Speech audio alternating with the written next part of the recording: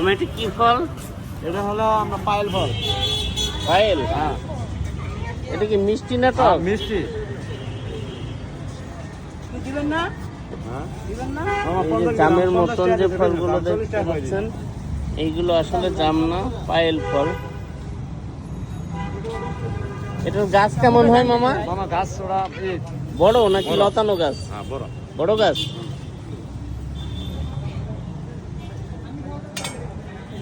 যারা দেখেননি দেখে নেন। এই যে এটাকে বলে পায়েল ফল। কত করে মামা এটা বিক্রি করছেন?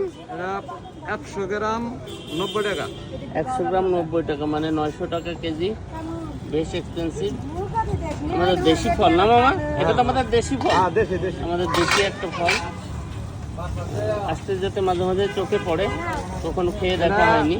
নামে ছাড়া নেই। একটা সময়, হ্যাঁ নামে নতুন নাম তো। ও এটা এখনো সময় হয়নি না, না, নামানো? নতুন। এটাকে কি গরমকালে, মানে গ্রীষ্মকালের ফল এটা? এটা নামে আইবো। আচ্ছা, মানে এই গরমকালের ফল এটা? হ্যাঁ, আচ্ছা আচ্ছা। তো এটা হচ্ছে এই যে মানে গ্রীষ্মের ফল, এটা আমাদের দেশি একটা ফল।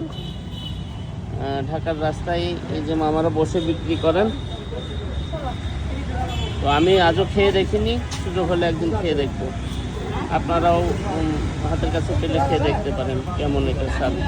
একবার নতুন ফল, মিষ্টি ফল।